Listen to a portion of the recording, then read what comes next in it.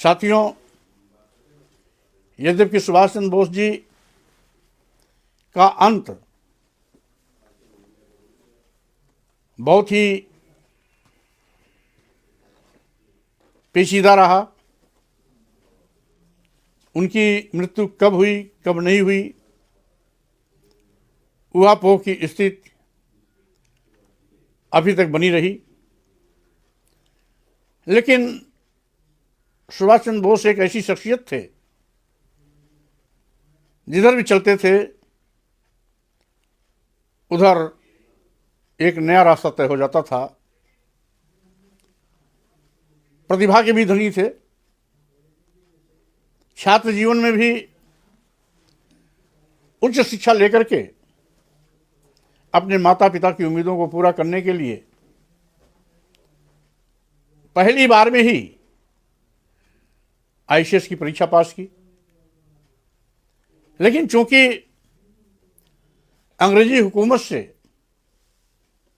उनको इतनी घृणा थी, नफरत थी कि उन्होंने खुद सवाल किया कि आईसीएस तो मैं बन जरूर गया हूं, लेकिन आईसीएस बनकर के अंग्रेजों की गुलामी में कैसे करूंगा। जिस पर विचार विमर्श करने के बाद अपने भाई से राय मशवरा लेते हुए उन्होंने आईसीएस के पद से इस्तीफा दिया। यानी शुरुआती दौर भी उनका इतना स्वर्णिम था कि जब आईसीएस बनने के लिए लोग सिर पर एक होकर उस बड़े पद को पाने की कोशिश किया करते थे, लेकिन सम्मान स्वाभिमान के पर्याय सुभाष चंद्र बोस जी ने आईसीएस जैसे बड़े पद को लात मारा, इस्तीफा दिया। साथियों, यहां यह कहना समीचीन होगा कि उन्होंने न केवल आईसीएस परीक्षा पास की और इस्तीफा भी दिया, बल्कि कलकत्ता जैसे महानगर के मेयर भी बने। साथ ही साथ उन्होंने भारतीय राष्ट्रीय कांग्रेस के राष्ट्रीय अध्यक्ष की भी जिम्मेदारी निभाई। 18 जनवरी 1938 से लेकर के 29 अप्रैल 1939 तक वो कांग्रेस के राष्ट्रीय अध्यक्ष रहे।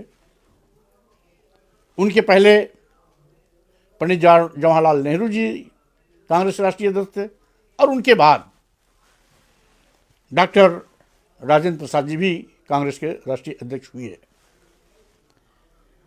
इसके बाद चूंकि अति स्वाभिमानी थे, अंग्रेजों के प्रति उनके मन में एक ज्वाला उठ रही थी, जिसके नाते कांग्रेस में लंबे अरसे तक नहीं रह सके। उन्होंने ऑल इंडिया फॉरवर्ड ब्लॉक के संस्थापक के रूप में नई पार्टी बनाई, संस्थापक राष्ट्रीय अध्यक्ष भी हुए।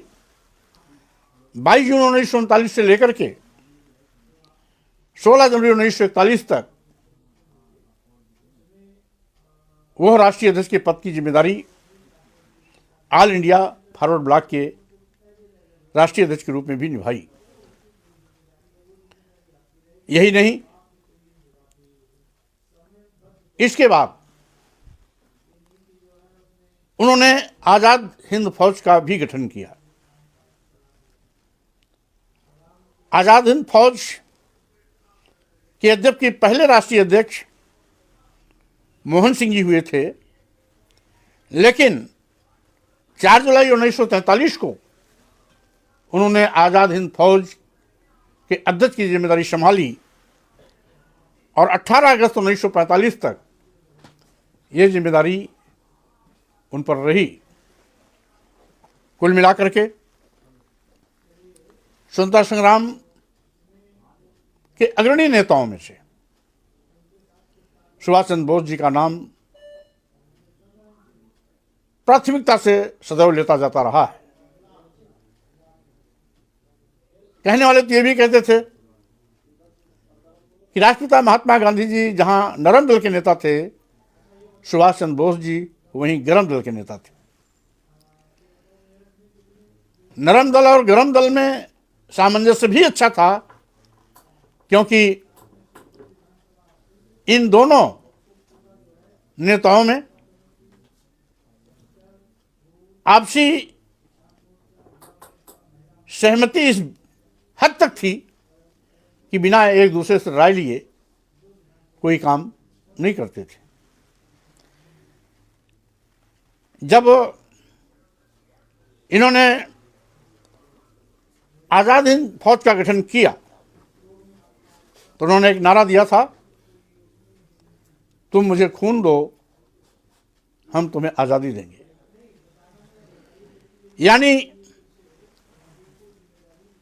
अंग्रेजों को शिकस्त देने के लिए जापान सरकार के सहयोग से आजाद हिंद फौज का गठन कर उन्होंने अंग्रेजों के खिलाफ लगातार जोरदार लड़ाई लड़ी, टक्कर पर टक्कर देते रहे, अंग्रेजों के दांत खट्टे करते रहे और साथ ही साथ सुभाष चंद्र बोस जी ने पहली बार 5 जुलाई 1943 को सिंगापुर के टाउन हॉल के सामने सेना के सुप्रीम कमांडर के रूप में लोगों को संबोधित किया और दिल्ली चलो का नारा दिया। जापानी सेना के साथ मिलकर ब्रिटिश व कॉमनवेल्थ सेना से बर्मा, इम्फाल और कोहिमा में जबरदस्त युद्ध भी किया। मैं यहां ये भी कहना चाहूंगा, आज ऐसे लोकप्रिय नेता के जन्मदिन पर हम उन्हें जयंती के अवसर पर नमन कर रहे हैं, वंदन कर रहे हैं, जबकि आज का वर्तमान हमारा नौजवान नेताजी के योगदान से शायद उतना विज्ञ नहीं है जितना होना चाहिए। हर नौजवान से मेरी अपील है कि नेताजी सुभाष चंद्र जी बोस को, उनके आजाद हिंद फौज के गठन को, अंग्रेजों के खिलाफ किए गए युद्ध और लड़ाइयों को पढ़ना चाहिए, अध्ययन करना चाहिए कि देशभक्ति की पराकाष्ठा नेताजी सुभाष चंद्र बोस में थी और यही कारण है कि उन्होंने 21 अक्टूबर 1943 को ही आजाद हिंद फौज ने भारत को अस्थायी रूप से सरकार बनाने के लिए स्वतंत्र राष्ट्र घोषित कर दिया। इनकी इस घोषणा पर तमाम देशों ने इसका समर्थन भी किया, जैसे जर्मनी, जापान, फिलीपींस, कोरिया, चीन, इटली, मांचुको, आयरलैंड आदि आदि तमाम देशों ने आजाद हिंद फौज के सर्वोच्च सेनापति के रूप में सुभाष चंद्र बोस द्वारा घोषित किया गया स्वतंत्र भारत की स्थायी सरकार बनाने के लिए इन तमाम देशों ने अपनी सहमति दी, समर्थन दिया और सुभाष चंद्र बोस के साथ कदम से कदम मिलाकर के साथ खड़े रहे। यहाँ तक कि जापान ने अंडमान और निकोबार द्वीप समूह को अस्थायी भारत सरकार को दिया, जिसका नामकरण सुभाष चंद्र बोस जी ने बाद में नया उसका नामकरण किया। आज जिस तरीके से सुभाष चंद्र जी बोस का योगदान भारत अंग्रेजों छोड़ो यानी अंग्रेजों को भारत से निकाल करके ही दम लिया। आजाद हिंद फौज का वो खौफ था जो अंग्रेजों को भारत छोड़ने के लिए मजबूर किया। यहां पर जहां राष्ट्रपिता महात्मा गांधी का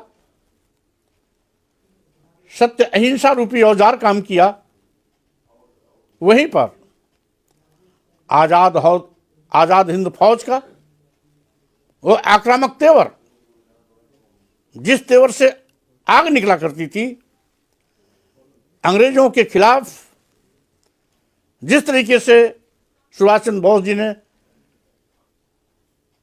जगह जगह पर उनकी घेराबंदी की, अंग्रेजों के खिलाफ लड़ाइयां लड़ी, उससे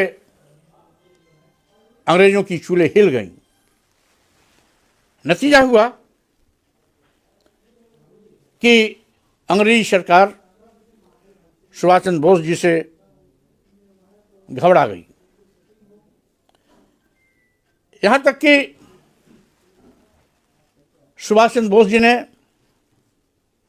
6 जुलाई 1944 को रंगून रेडियो स्टेशन से प्रसारण के माध्यम से राष्ट्रपिता महात्मा गांधी जी से इस बात का आशीर्वाद और शुभकामना मांगी कि हमें इस युद्ध में विजय मिले, इसके लिए महात्मा गांधी से आशीर्वाद चाहा। क्योंकि जिस तरीके से कोहिमा में भयंकर युद्ध हुआ और वहां पर जापानी सेना को कुछ पीछे हटनी पड़ी, लेकिन उसके पहले जिस तरीके से जर्मनी, जापान, फिलीपींस, कोरिया, चीन, इटली, आयरलैंड आदि तमाम देशों के साथ मिलकर जगह जगह उन्होंने अंग्रेजों के छक्के छुड़ाए, स्वाभाविक रूप से वो कहीं ना कहीं भारत छोड़ने में अंग्रेजों की चूल्हे हिला दी। और उसी का नतीजा था कि 15 अगस्त 1947 को हमारा देश आज़ाद हुआ। आज हम उनके जन्मदिन के विषय में जानते हैं, लेकिन सही मायने में उनकी मृत्यु कब हुई, हम इससे आज भी अनभिज्ञ हैं। यद्यपि जापान सरकार प्रतिवर्ष 18 अगस्त को उनका निर्माण दिवस मनाती है, यानी शहीद दिवस मनाती है, लेकिन भारत में आज भी वो कहीं ना कहीं संदेह के घेरे में आज तक बना हुआ है, जिसके लिए उनका शहादत दिवस के लिए कोई निश्चित तिथि भारत में आज भी मुकर्रर नहीं हुई है। यदि हम जापान की नकल करते हैं तो 18 अगस्त तो हम उसे मान लेते हैं, लेकिन भारत में मरने की तिथि पर आज भी वह असमंजस बना हुआ है। इसलिए हम भारतवासी उनका जन्मदिन तो मना लेते हैं, लेकिन उनकी वीरगाथा भी गा लेते हैं, उनके अंग्रेज़ों के खिलाफ लड़ी लड़ाइयों को भी याद करते हैं, आज़ाद हिंद फौज के करिश्मे कारनामे को भी हम नमन करते हैं। लेकिन सुभाष चंद्र बोस जी शहीद कब हुए, आज भी उस जानकारी से भारत अछूता है, यहाँ के लोग अछूते हैं, नेताजी को चाहने वाले लोग अछूते हैं। फिर भी आज इस ऐतिहासिक क्षण पर मैं पुनः नेताजी सुभाष चंद्र बोस जी को कोटशा नमन करता हूँ, वंदन करता हूँ। देशवासियों को बहुत बहुत शुभकामना देता हूँ और उनका एक बहुत ही जो लोकप्रिय नारा हुआ, तुम हमें खून दो हम तुम्हें आज़ादी देंगे, उन्होंने आज़ादी दिलाने में जो अहम भूमिका निभाई, भारत उसे कभी भूल नहीं सकता। हम अपने उस प्रिय नेता को कभी भूल नहीं सकते। पुनः अपने प्रिय नेता सुभाष चंद्र बोस जी को कोट कोट नमन करता हूं। जी हां साथियों, अगर अभी तक आपने हमारे चैनल शोषित जंग को सब्सक्राइब नहीं किया है तो सब्सक्राइब जरूर करें और बेल आइकन दबाना ना भूलें ताकि हर लेटेस्ट धमाकेदार खबरों की अपडेट आप तक पहुंचाई जा सके।